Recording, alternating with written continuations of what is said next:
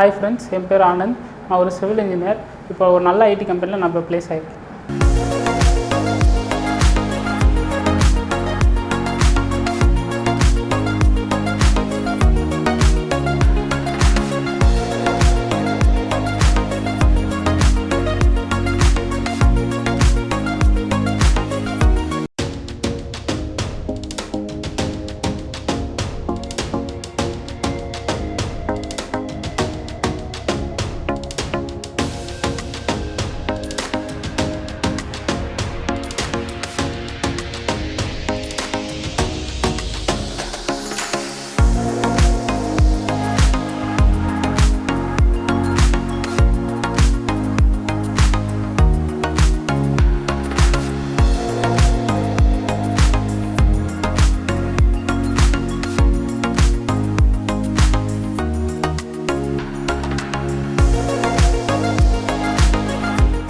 Hi, நான் உங்களோட Venkat from Vicky techie and Kashi Infotech. நான் பேச வேண்டிய ஒரு ஸ்பெஷல் பர்சன் தான் நம்முடைய செல்லப்பிள்ளை ஆனந்துங்க.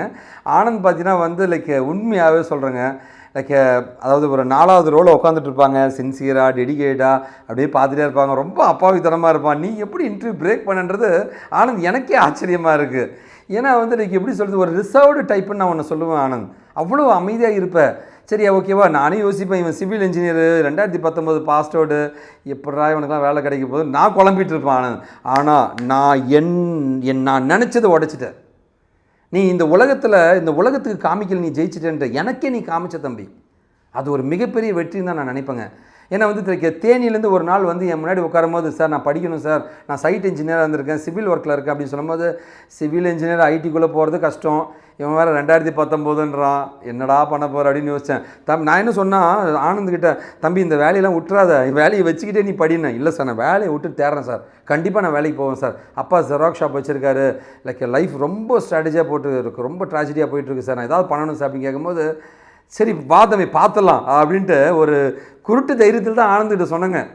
இந்த பேட்சில் 2வது பெஸ்ட் பர்சனாக ப்ளேஸ் ஆகிட்டாங்க. ஆச்சரியமாக இருக்குங்க. சரிங்க, ஒரு கம்ப்யூட்டர் சயின்ஸ் பசங்க, எலக்ட்ரானிக்ஸ் பசங்களாம் இன்னும் ப்ளேஸ் ஆகாமல் இருக்கும்போது, எம்சிஏ பசங்க, எம்எஸ்சி இப்போ கம்ப்யூட்டர் சயின்ஸ்லாம் ப்ளேஸ் ஆகலை.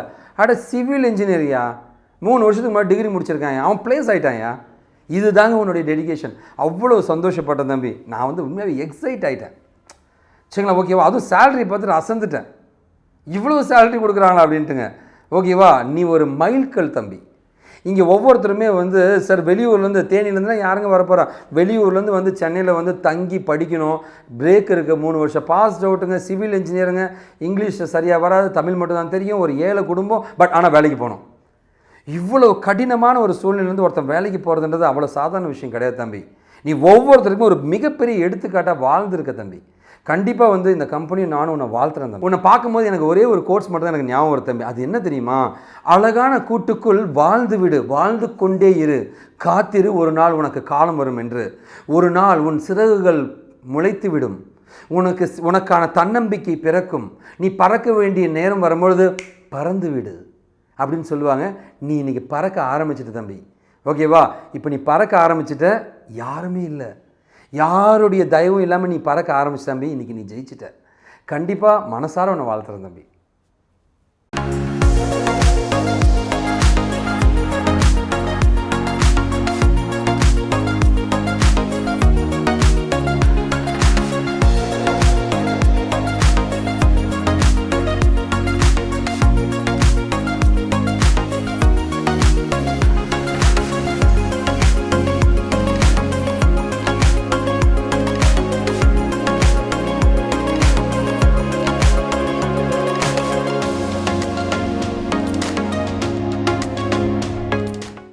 ஹாய் ஃப்ரெண்ட்ஸ், என் பேர் ஆனந்த். நான் தேனியிலேருந்து வந்திருக்கேன். நான் 2019 BE civil passed out. So college முடிச்சுட்டு அப்படியே அங்கே ஊருக்குள்ளேயே கொஞ்சம் சின்ன சின்ன வேலை எடுத்து பார்த்துக்கிட்டு ஏதோ கற்றுக்கிட்டு இருந்தேன் அங்கே ஊருக்குள்ளேயே. பட் அதுக்கப்புறம் கொரோனா காலகட்டத்தில் தெரியும் எல்லாத்துக்கும் ஒரு பெரிய ட்ராப் டவுன் ஆகிடுச்சு வாழ்நாளில். ஸோ அதுக்கப்புறம் என்ன பண்ணலான்னு யோசிக்கும்போது, எங்கள் அப்பா பிஸ்னஸும் ஜெராக்ஸ் ஷாப் தான் வச்சுருக்காரு தேனியில். ஸோ அது கொஞ்சம் ட்ராப் ஆனதுக்கப்புறம் நாங்கள் ஒரு மிடில் கிளாஸ் ஃபேமிலினால அடுத்து எப்படி நான் ஃபேமிலியை கொண்டு பண்ணுறது, ஸோ தங்கச்சி வேறு இருக்காங்க, அடுத்து அவங்களுக்கு இது பண்ணணும், இது இப்போ யோசிக்கும்போது நான் அப்போ என் ஃப்ரெண்ட்ஸ் சஜஸ்ட் பண்ணாங்க ஐடி ஃபீல்டுக்கு போகிறவங்க நிறையா இது கற்றுக்கலாம், ப்ளஸ் உனக்கும் உனக்கு நல்ல க்ரோத் இருக்கும் அப்படின்னாங்க. ஸோ அந்த டயத்தில் நான் வந்து நெட்டில் ரிசர்ச் பண்ணும்போது யூடியூப் காசிவ் இன்ஃபோடெக் சென்னையில் பார்த்தேன். ஸோ அங்கே வந்து நான் ஒரு காண்டாக்ட் பண்ணேன் ஆஃபீஸில். ஸோ அவங்க ஒரு நாள் வந்து சார் கூட வந்து ஒரு மீட்டிங் மாதிரி ஷெடியூல் பண்ணி அரேஞ்ச் பண்ணாங்க, வெங்கட் சார் கூட. ஸோ அவர்கிட்ட வந்து இங்கே பேசும்போது எனக்கு ஒரு நல்ல கைடன்ஸ் கிடச்சிச்சு. ஸோ ஐடி ஃபீல்டு எப்படி இருக்கும், எப்படி நம்ம அதில் ஒவ்வொன்றும் ஸோ உள்ளே போயிட்டு வெறும் இல்லாமல் எப்படி நம்ம அடுத்தடுத்த ஸ்டெப்புக்கு மூவ் ஆகலாம் அப்படின்னு எனக்கு ஃபஸ்ட்டு இதுலேயே கொஞ்சம் தெளிவாக சொன்னார். ஸோ எனக்கு இதில் கொஞ்சம் பிடிச்சிக்கிச்சு. ஸோ அதுக்கப்புறம் வந்து கோர்ஸ் பண்ணிகிட்டே இருந்தோம். ஸோ நடுவுலையும் உங்களுக்கு எப்படிலாம் உள்ள கொஸ்டின்ஸ் கேட்பாங்க இன்டர்வியூ டைத்தில். ஸோ உங்களுக்கு அங்கே ரியல் டைம் அப்ளிகேஷனில் எப்படி அந்த இதெல்லாம் யூஸ் ஆகும், ஸோ அங்கே ப்ராஜெக்ட் பண்ணும்போதோ எப்படி யூஸ் ஆகும் இல்லைன்னு அப்போ சார் சொல்லிகிட்டே இருப்பார். ஸோ அது முடிஞ்சோடனே அடுத்து இன்டர்வியூ ட்ரைனிங் நம்ம போய் இன்டர்வியூவில் போய் எப்படி பேசணும், எப்படி நிறையா பேர்கிட்ட அங்கே உள்ளே போயும் எப்படி நம்ம மிங்கிளாகி அங்கே ஃபேமிலி ஒரு டீமாக எப்படி ஒர்க் பண்ணுறது அப்படின்ட்டு எல்லா கைடன்ஸும் சார் கொடுத்துட்டு இருந்தார். ஸோ அது மூலிமா நானும் ப்ரிப்பேர் பண்ணிட்டு இன்டர்வியூ அட்டன் பண்ணிட்டு இப்போ ஒரு நல்ல கம்பெனியில் சாஃப்ட்வேர் இன்ஜினியராக ப்ளேஸ் ஆகிருக்கேன்.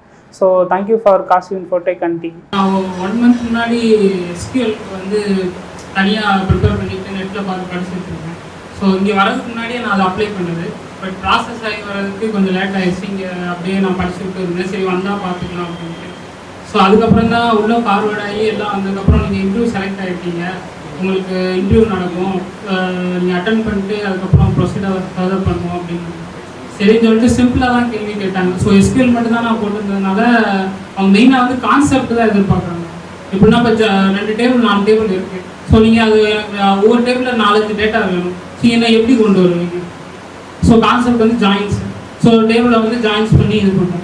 அதே மாதிரி இண்டெக்ஸ் அது டைரெக்டாக கேட்கல.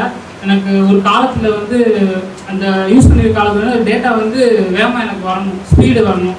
ஸோ நீங்கள் என்னென்ன கான்செப்ட்லாம் யூஸ் பண்ணுறீங்கன்னா இண்டெக்ஸ் மட்டும் தான் சொன்னேன். ஸோ அப்படிலாம் என்னன்னு கேட்டாங்க. ஸோ கிளியராக எக்ஸ்பிளைன் பண்ணோன்னே முடிஞ்சிச்சு. ஸோ அதுக்கப்புறம் சரி ஓகே அப்படின்னு சொல்லிட்டு சும்மா 2-3 கேள்வி தான் கேட்டாங்க. அப்புறம் செல்ஃப் இன்ட்ரோ மட்டும் தான் கேட்டாங்க. சரி நாங்கள் பார்த்துக்குறோம், அப்புறம் உங்களுக்கு ரிசல்ட் சொல்கிறோம் அப்படின்னு சொல்லிட்டு முடிஞ்சிச்சு. ஸோ ஃப்ரைடே தான் கால் பண்ணி, லாஸ்ட் ஃப்ரைடே தான் கால் பண்ணி நீங்கள் செலக்ட் ஆகிட்டீங்க அப்படின்னு சொல்லிட்டு நாங்கள் அதை லெட்டர் ரிலீஸ் பண்ணுறோம் அப்படின்னு சொல்லிட்டு நாங்கள். Okay, thank you.